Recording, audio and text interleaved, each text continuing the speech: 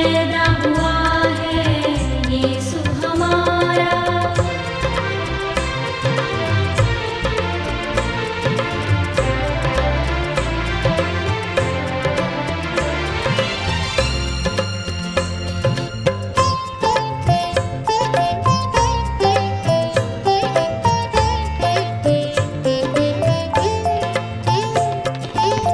स्वर्ग में देखो चमका तारा, बैतलहम पर करता इशारा। स्वर्ग में देखो चमका तारा, बैतलहम पर करता इशारा। सिजदा करने आए मजूसी, सिजदा करने आए मजूसी। सोना मुर्लोबान चढ़ाए, सोना मुर्लोबान चढ़ाए। बैतलहम के गौशाले में पैदा हुआ है यीशु हमारा।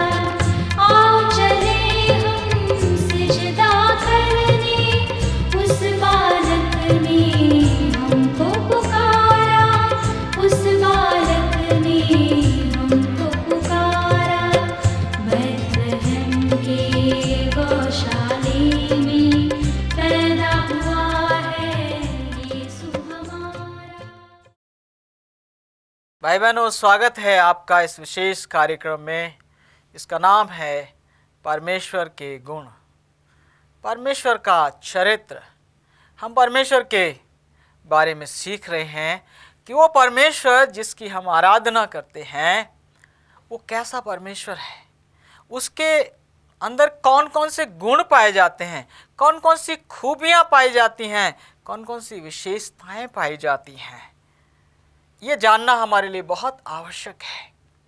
ये जानना हमारे लिए बहुत ज़रूरी है कि वो परमेश्वर जिसकी हम आराधना करते हैं वो परमेश्वर कैसा परमेश्वर है। इस समय जो परमेश्वर का गुण मैं आपके साथ बांटना चाहता हूँ वो है सर्वव्यापी परमेश्वर। ऐसा परमेश्वर जो एक ही समय में पूरे ब्रह्मांड के किसी भी व्यक्ति और किसी भी स्थान में हो सकता है, वो हर एक के साथ बना रह सकता है। मेरे प्रियो, हम जो मानव हैं कई बार अपने जीवन में, अपने परिवार में ऐसे हालात और ऐसी स्थिति देखते हैं। कई बार ऐसा होता है कि एक ही दिन में दो जगह निमंत्रण होता है, दावत होती है और दोनों ही जगह हम जाना चाहते हैं और हम सोचते हैं कि काश ये संभव होता कि हम एक ही समय में दो जगह पर हो सकते। ये मनुष्य के लिए संभव नहीं है। मनुष्य तो एक समय में एक ही स्थान पर हो सकता है, एक समय में वो एक ही काम को कर सकता है। लेकिन हमारा परमेश्वर ऐसा परमेश्वर है जो सर्वव्यापी है, जो सब कुछ देखता है। उसकी निगाहों से कुछ छिप नहीं सकता, कुछ बच नहीं सकता। उससे कोई भाग कर जाना चाहे तो भाग नहीं सकता। बाइबल में एक कहानी पाई जाती है, एक सच्ची घटना पाई जाती है। एक नबी था, परमेश्वर का भविष्यवक्ता था, उसका नाम था योना। योना जो है इस्राएल देश में रहता था। परमेश्वर ने उसको आदेश दिया कि अश्शूर देश की राजधानी नीनवे में जाए और नीनवे के लोगों को वो संदेश बताए, उनको प्रचार करके ये चेतावनी दे कि संदेश सुनने के 40 दिन के बाद नीनवे नगर जो है वो उलट दिया जाएगा, समाप्त कर दिया जाएगा। परमेश्वर का ये जो नबी है, जब इसने ये बात सुनी तो वो डर गया, वो घबरा गया कि अन्य जातियों के बीच में वो कैसे जाएगा, ऐसे लोगों के बीच में जाकर वो सुसमाचार कैसे सुनाएगा जो परमेश्वर के बारे में जानते नहीं हैं। उसके दिमाग में तरह तरह की बातें आईं, तरह तरह के विचार आए। शायद वो डर गया, शायद वो सोचने लगा कि हो सकता है परमेश्वर उन लोगों को बचा ले, तमाम बातें उसके दिमाग में आई होंगी और उसने ये फैसला किया कि वो नीनवे को जाने के बजाय वो तरशीश को चला गया। पूरब को जाने के बजाय वो पश्चिम की ओर जहाज में बैठकर चला गया। वो समुद्र के किनारे पहुंचा, वहाँ पर एक जहाज़ तैयार था और जहाज़ में किराया देकर वो बैठ गया और जहाज़ के नीचे वाले हिस्से में जाकर आराम से लेटकर वो सो गया और सोचने लगा कि मेरे परमेश्वर को शायद पता नहीं है मैं कहाँ हूँ, मैं क्या कर रहा हूँ, लेकिन परमेश्वर सब कुछ देखता है। जब जहाज़ वो चलने लगा, समुद्र में पहुँचा, परमेश्वर ने एक बहुत बड़ी आंधी को उठाया और आंधी से जहाज टूटने लगा। जहाज के डूबने की स्थिति पैदा हो गई। ऐसे में मल्लाह लोग जो जहाज पर थे वो अपने ईश्वर को पुकारने लगे, अपने देवताओं की दुहाई देने लगे और वो प्रयास करने लगे किसी प्रकार से जहाज आगे बढ़े। जहाज का सामान समुद्र में फेंकने लगे, लेकिन फिर भी जब कोई कोशिश उनकी कामयाब नहीं हुई, देवताओं ने उनकी दुहाई को नहीं सुना, उनके प्रयास से जहाज़ कंट्रोल नहीं हुआ और जहाज़ का सामान नीचे फेंकने पर भी कोई लाभ नहीं हुआ, तो वो आपस में कहने लगे ये किसकी वजह से समस्या आई है, आखिर हम उसकी जानकारी करें। और जब उन्होंने लोगों को ढूंढा और खोजा तो देखा एक व्यक्ति नीचे सो रहा था। जहाज़ के कप्तान ने उससे जाकर कहा, हम लोग डूब रहे हैं, हम लोग नाश हो रहे हैं और तू सो रहा है, उठकर अपने देवता की दुहाई दे, हो सकता है ईश्वर हमारी रक्षा करे। मेरे प्रियो, ये कहानी आगे बढ़ती है। योना ऊपर आता है और वो मान लेता है कि ये जो बड़ी आंधी आई है उसकी वजह से आई थी, और वो कहता है कि अगर तुम मुझे उठाकर समुद्र में फेंक दोगे तो ये आंधी शांत हो जाएगी और तुम सब बच सकते हो। नाविक लोगों ने, मल्लाहों ने बड़ी कोशिश की जहाज़ को आगे बढ़ाने की, लेकिन समस्या हल नहीं हुई और इसलिए उन्होंने परमेश्वर की दुहाई दी, परमेश्वर को पुकारा और कहा, हे परमेश्वर, हमें निर्दोष का हत्यारा मत ठहराना, हमारी मजबूरी है, ये व्यक्ति कह रहा है इसलिए हम इसे समुद्र में फेंक रहे हैं। और इस प्रकार से उन्होंने योना को समुद्र में फेंक दिया। योना समुद्र में गया, उसके बाद आंधी शांत हो गई, लहरें थम गईं और चारों तरफ अमन और चैन हो गया। मल्लाहों ने सच्चे ईश्वर की आराधना की, उस ईश्वर की आराधना की जो जहाज़ों को ही नहीं संभालता, आंधी और पानी को भी हुक्म देता है और वो काम करते हैं और वो रुक जाते हैं। ये योना जो है ये सोचने लगा कि मेरा जीवन तो समाप्त हो गया, लेकिन परमेश्वर ने एक बहुत बड़ा एक जल जंतु, एक बहुत बड़ी मछली ठहराई जिसने योना को निगल लिया और योना ने उस पेट में उसके जाकर पश्चाताप किया और अपनी गलती को माना। उसने कहा, परमेश्वर अगर तू मुझे एक और मौका दे तो मैं तेरी सेवा करूँगा, तेरी महिमा करूँगा, तेरे वचन का संदेश लोगों तक सुनाऊँगा। और जब उसने ऐसी प्रार्थना की तो मेरे प्रियो, उस मछली ने योना को नीनवे नगर के किनारे पर उगल दिया और योना जो है वहाँ से उठा, उसने अपने आप को साफ किया, नीनवे नगर में गया और 3 दिन तक नगर में घूम घूम कर उसने प्रचार किया। और जब उसने लोगों से कहा कि 40 दिन के बाद नीनवे नगर उलट दिया जाएगा, नगर नाश हो जाएगा, तो वहाँ के लोगों ने पश्चाताप किया, अपने मन को फिराया। राजा ने और प्रजा ने उपवास रखा, यहाँ तक कि जो जानवर थे उन्होंने भी खाना पीना छोड़ दिया और अपने पापों से पश्चाताप किया। परमेश्वर ने उनके पश्चाताप को ग्रहण किया और उनको माफ़ कर दिया। इस कहानी में हम इस बात को ये देखते हैं मेरे प्रियो कि परमेश्वर की नज़र से कोई छिप नहीं सकता। योना ने सोचा था कि मैं तरशीश को जाऊंगा, मैं अपनी जिम्मेवारियों से बच जाऊंगा। परमेश्वर जानता है कि हमारे विचार कैसे हैं, हम कहाँ हैं, हम क्या कर रहे हैं। है ना ये अद्भुत बात। कई बार मनुष्य जो है अंधेरे में बहुत से काम करता है और सोचता है मुझे कोई भी देख नहीं रहा है। मुझे एक कहानी याद आती है, एक बाप और एक बेटी की कहानी है। और बाप जो है वो कहता है कि हम बड़े गरीब हैं, हमारी मजबूरी है कि हम कुछ चोरी करें। और एक दिन वो अपने बेटे को लेकर जाता है, किसी खेत में से अनाज काटना चाहता है और वो कहता है, बेटा जब तुम्हें कोई आता हुआ दिखाई दे तो तुरंत ही तुम कहना, तुम आवाज़ लगाना और मैं बाहर आ जाऊंगा। और जब वो किसान जो है, जो चोर किसान था, वो दूसरे खेत में अनाज काटने के लिए घुसा तो तुरंत ही बेटे ने कहा, पापा कोई देख रहा है। और वो बाहर आया और उसने कहा, इधर उधर देखा, कौन देख रहा है, कौन है यहाँ पर? बेटे ने आसमान की ओर उंगली उठाई और कहा, परमेश्वर देख रहा है। जी हाँ, ये बहुत ही गंभीर विचार है। ये परमेश्वर के अंदर ये क्षमता है। परमेश्वर हर एक को देखता है, हर एक की बातों को रिकॉर्ड करता है। कैमरा हमारे और आपके आगे पीछे लगे हुए हैं। जो कुछ हम कहते हैं, जो कुछ हम करते हैं, जहाँ भी हम जाते हैं, सब कुछ रिकॉर्ड होता है। जो कुछ हम सोचते हैं वो भी वहाँ रिकॉर्ड होता है। मेरे प्रियो, हमारा परमेश्वर सर्वव्यापी परमेश्वर है, अद्भुत परमेश्वर है। आइए हम उसके बारे में कुछ बातों को सीखें और देखें। मेरे साथ आप व्यवस्थापन की पुस्तक खोलिए, उसका 4 अध्याय, उसका 39 पद हम पढ़ेंगे।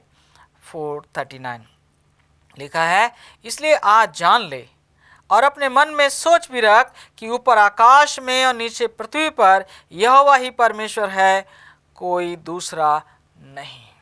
बाइबल कहती है कि ऊपर आकाश में, स्वर्ग में भी वही परमेश्वर है और पृथ्वी पर भी वही परमेश्वर है, उसके अलावा कोई और नहीं है। कितना अद्भुत विचार है। परमेश्वर ने मूसा के द्वारा इस्राएलियों से कहा, इस बात को जान लो, समझ लो, दिल में बैठा लो। परमेश्वर से हम छिप नहीं सकते, परमेश्वर से हम भाग कर कहीं जा नहीं सकते। वो हमें देखता है, वो हमें जानता है। और इसलिए वे लोग जो परमेश्वर के ऊपर भरोसा रखते हैं, जब परमेश्वर को पुकारते हैं, परमेश्वर उनकी सुनता है, उनकी दुहाई को सुनकर उनके कष्टों से उन्हें छुड़ा लेता है, उन्हें आज़ाद करता है। उनकी विपत्तियों से परमेश्वर उन्हें छुड़ा लेता है, क्योंकि वो उनके साथ ही है, वो उनको देख रहे हैं। राजा दाऊद कहता है, यहोवा की आंखें धर्मियों की ओर लगे रहते हैं, उसके कान उनकी दुहाई की ओर लगे रहते हैं। जी हाँ मेरे प्रियो, उसके कान और उसकी आंखें हमारे ऊपर लगी हुई हैं। वो देखता है कि हम कहाँ हैं, हम क्या कर रहे हैं। जब हम कुछ अच्छा करते हैं, जब हम कुछ अच्छा कहते हैं, परमेश्वर को खुशी होती है, उसे अच्छा लगता है, उसके दिल को आनंद मिलता है। लेकिन जब हम गलत करते हैं, जब हम गुनाह करते हैं, जब हम पाप करते हैं, जब हम बुराई करते हैं, जब हम हत्या करते हैं, जब हम व्यभिचार करते हैं, जब हम चोरी करते हैं, जब हम मिलावट करते हैं, जब हम झूठी गवाही देते हैं, जब हम उन चीज़ों को ले लेते हैं जो हमारी नहीं है, मेरे प्रियो, कोई देखे या न देखे, परमेश्वर देख रहा है। कोई जाने या न जाने, परमेश्वर जानता है। और जब हम ये फैसला करते हैं कि हम वही करेंगे जो अच्छा है, जो उचित है, जो भला है, क्योंकि हमारा परमेश्वर हमें देख रहा है, हमें इसका भलाई का प्रतिफल मिलेगा, तो हमारा परमेश्वर आनंदित होता है। और जो शैतान है वो शोकित होता है, वो दुखी होता है, उसकी पराजय होती है। ये हमारे और आपके ऊपर निर्भर है कि हम किसको आनंदित करें। इस बात को अगर आप हमेशा याद रखें कि परमेश्वर आपके साथ साथ है, उसकी आंखें आपको देख रही हैं, उसके कान आपकी बातों को सुन रहे हैं, यहाँ तक जो कुछ आप मन में सोचते हैं वो जानता है कि आप क्या सोच रहे हैं। परमेश्वर जानता है आप क्या करने वाले हैं। लेकिन जब तक आप उस काम को करते नहीं, अगर भला है तो भलाई का प्रतिफल नहीं मिलता, और बुरा है तो बुराई का प्रतिफल नहीं मिलता। इसलिए मेरे प्रियो, याद रखें, परमेश्वर हमें देख रहा है और वो जानता है कि हम क्या कर रहे हैं। मेरे साथ आप भजन संहिता की पुस्तक में चलें, उसका 39 चैप्टर और उसकी 7 और 8 वर्स, 7 और 8 जो पद है वो मैं आपके लिए पढ़ना चाहता हूँ। भजन संहिता 139 उसका 7 और 8 पद लिखा है, मैं तेरे आत्मा से भाग कर किधर जाऊँ, या तेरे सामने से किधर भागूं। यदि मैं आकाश पर चढ़ूं तो तू वहाँ है, और यदि मैं अपना बिछौना अधोलोक में बिछाऊं तो वहाँ भी तू है। दाऊद कहता है कि मैं कहाँ जाऊं, मैं तेरी उपस्थिति से भागकर कहीं नहीं जा सकता। जी हाँ, वो कहता है मेरे मुंह में कोई ऐसी बात नहीं है जिसे तू जानता ना हो। परमेश्वर सब कुछ जानता है। दाऊद कहता है जब मैं अपनी माँ के पेट में बनाया जा रहा था तो परमेश्वर मुझे देखता था, परमेश्वर मेरे बारे में सब कुछ जानता है। जी हाँ, परमेश्वर की उपस्थिति से भागकर हम कहीं भी नहीं जा सकते, उससे हम छिप नहीं सकते हैं। कोशिश भी करें तो कामयाब नहीं होंगे, क्योंकि सारे ब्रह्मांड में जिसकी रचना उसने की है, सारे संसारों में जहाँ जहाँ जीवन पाया जाता है, परमेश्वर है और वो सबको देखता है, सबको संभालता है। इसीलिए तो आप देखिए इस संसार में जितने जीव जंतु, जितने पशु पक्षी, जितने लोग परमेश्वर के ऊपर निर्भर हैं, उनमें से कोई भूखा नहीं मरता। परमेश्वर समय पर उनका खाना देता है, समय पर उनको पानी देता है। चिड़ियों के कोई अस्पताल नहीं होते, परमेश्वर उनकी देखभाल करता है, क्योंकि चिड़ियाँ जानती हैं कि हमारा परमेश्वर हमारे साथ है।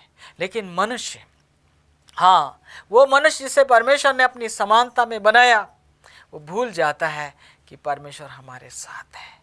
वो भूल जाता है कि हम परमेश्वर से छिप नहीं सकते, और इसलिए अक्सर वो ऐसे काम करता है, ऐसी बातें बोलता है, ऐसे विचारों को व्यक्त करता है जिससे वो घायल होता है, दुखी होता है, दूसरों को घायल करता है, दूसरों को दुखी करता है, और इसलिए उसे अस्पतालों की और इलाजों की और सुरक्षा की और बॉडीगार्ड की और तमाम चीज़ों की ज़रूरत होती है। जी हाँ, केवल मानव जाति है जिसे परमेश्वर ने अपनी समानता में बनाया, उसे सुरक्षा की ज़रूरत होती है। बाकी चीज़ों की सुरक्षा परमेश्वर करता है, क्योंकि बाकी तमाम जीव जंतु ये जानते हैं कि हमारा परमेश्वर सर्वव्यापी है, सब जगह है, वो सबको देखता है और सबकी रक्षा कर सकता है। मेरे प्रियो, ये बहुत ही विशेष संदेश है। इससे आपके हृदय में एक खुशी का संचार होना चाहिए कि आपका परमेश्वर आपके साथ है। लेकिन अगर आपके जीवन में बुराइयां हैं, आप गलत काम करते हैं, तो आपके अंदर में परमेश्वर का भय पैदा होना चाहिए, क्योंकि वो आपके तमाम बुरे कामों का रिकॉर्ड भी रखता है और न्याय के दिन आपको उन सारी बातों का हिसाब देना पड़ेगा। आइए मेरे साथ आप नीति वचन में चलें। हम 15 अध्याय और उसका 3 पद पढ़ना चाहेंगे। लिखा है, यहोवा की आंखें सब स्थानों में लगी रहती हैं, वो बुरे भले दोनों को देखती रहती हैं। यहोवा की आंखें सब स्थानों में लगी रहती हैं, उसका कैमरा हर जगह लगा है, बुरे और भले दोनों को वो देख रहे हैं।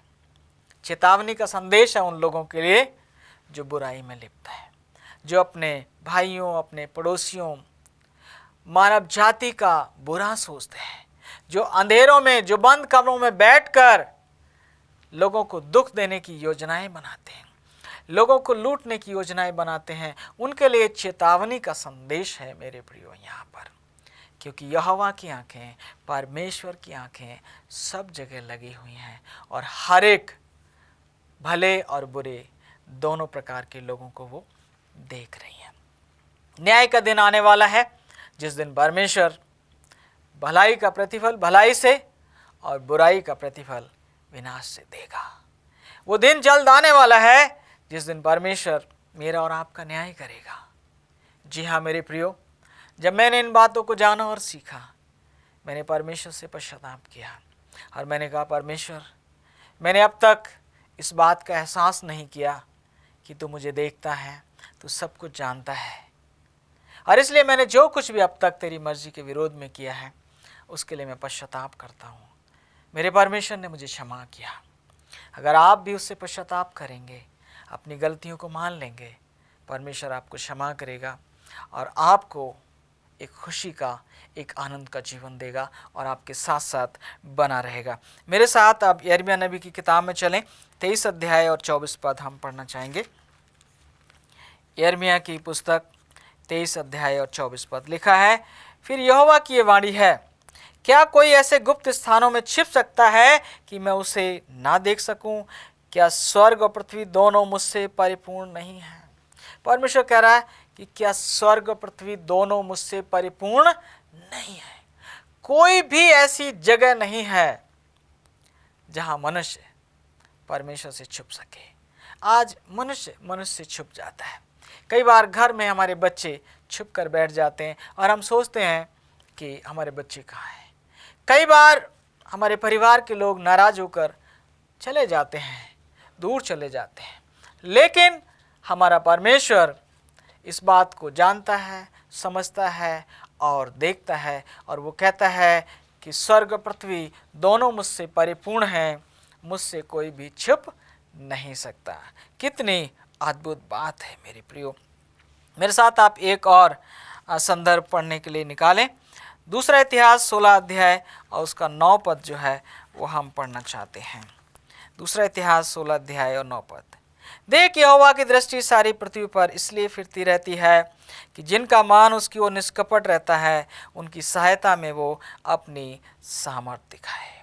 जी हाँ, यहोवा की दृष्टि जो है सबों को देखती रहती है, और जिसका मन उसकी ओर निष्कपट है, परमेश्वर अपनी सामर्थ दिखाकर उसको बचाता है, उसको संभालता है, उसको आशीषित करता है। जी हाँ, बहुत ही अद्भुत संदेश है। अगर आपके मन में, दिल में कोई छल नहीं है, कोई फरेब नहीं है, कोई बुराई नहीं है, आप परमेश्वर से डरते हैं, तो आपसे अधिक आनंदित और आशीषित कोई और मनुष्य नहीं हो सकता। यशायाह 43 अध्याय 2 पद में वो कहता है कि जब तू जल में होकर जाए मैं तेरे साथ साथ रहूँगा, और आग में भी अगर तू जाए तो मैं तेरे साथ रहूँगा। नदियाँ तुझे डुबो न सकेंगी और आग तुझे जला न सकेगी। जी हाँ, वो परमेश्वर नूह के साथ, जब जल में नूह का जहाज़ था, परमेश्वर उनके साथ था। हनन्याह, मीशाएल और अज़रिया जब आग की भट्टी में डाले गए, मेरे प्रियो, परमेश्वर उनके साथ था। वो सर्वव्यापी परमेश्वर है। वो मुझे और आपको संभालना चाहता है, आशीषित करना चाहता है, बढ़ाना चाहता है, और वो कहता है कि मैं तुझे जानता हूँ, तू कहाँ है, तू कहाँ उठता है, कहाँ बैठता है, क्या सोचता है, मैं तुझे जानता हूँ। आज मेरे प्रियो, मैं आपको आह्वान करता हूँ कि आप परमेश्वर को अपना दोस्त बना लीजिए, परमेश्वर से अपने रिश्ते को बहाल कर लीजिए, अपने पापों से पश्चाताप करें। वो प्रेमी और दयालु पिता है, आपके पापों को माफ़ करेगा, आपको गले लगाएगा, और फिर वो आपके साथ रहेगा। फिर दुनिया में कोई भी ताकत आपके विरोध में खड़ी नहीं हो सकती। दुनिया की कोई भी ताकत परमेश्वर की इच्छा के विरोध में आपको छू नहीं सकती। मेरे प्रियो, ये संदेश आपके लिए और मेरे लिए है। वो सर्वव्यापी परमेश्वर है, वो सब जगह पाया जाने वाला परमेश्वर है। वो मुझे और आपको देखता है। हम उससे भागकर कहीं जा नहीं सकते, उससे कहीं छुप नहीं सकते। तो क्यों ना हम उससे अपना रिश्ता बना लें और फिर हमेशा वही काम करें जो उसे भाते हैं, अच्छे काम करें। और अगर हम परमेश्वर का भय मानकर जीवन बिताएंगे, मेरे प्रियो, मैं आपको भरोसा दिलाना चाहता हूँ, अगर आप परमेश्वर से डरेंगे तो फिर आपको किसी और से डरने की आवश्यकता कभी भी नहीं होगी। अगर आप परमेश्वर का आदर करेंगे तो दुनिया आपका आदर करेगी। परमेश्वर आपके साथ रहेगा, आपको संभालेगा। ना जल आपको डुबोएगा, ना आग आपको जलाएगी। परमेश्वर इस संदेश के द्वारा आपको आशीषित करे, आपके घरों में, आपके जीवनों में खुशहाली आए, उसका अनुग्रह आपके साथ हो और आप पश्चाताप करके उससे अपना संबंध बना सके। मैं ऐसी उम्मीद करता हूँ। आइए हम प्रार्थना करें। करुणामयी प्रभु, मैं प्रार्थना करता हूँ आपके इन बेटी और बेटियों के लिए जिन्होंने संदेश को सुना है, अपने दिलों में आपको आमंत्रित किया है। इनके दिलों में आए प्रभु, और इनके जीवनों को आप शुद्ध और पवित्र करें, और पिता इनके साथ साथ रहें, इनकी रक्षा और मदद करें। प्यारे प्रभु जी, इनकी मदद करें कि आपके प्रेम में, आपके वचन में बने रहें, ताकि आपके राज्य में पाए जाएं। और जब आपका बेटा हम सबका उद्धार करता प्रभु यीशु हम सबको लेने के लिए आए, तो आपके बेटे बेटियां जिन्होंने आज के संदेश को सुना है, तो उसके साथ स्वर्ग के राज्य में जाने वाले बन सके। ये आशीषें आपके प्यारे बेटे और अपने मुंजी मसीह यीशु के नाम से मांगते हैं, सुने और ग्रहण करें। आमीन आमीन। भाई बहनों, अगर आप इस संदेश से आशीषित हुए हैं और आप चाहते हैं कि आपके लिए प्रार्थना की जाए, आपको साहित्य भेजा जाए, तो हमारे पते पर संपर्क करें। आपकी सेवा करके हमें खुशी होगी। प्रभु आपको आशीष दे।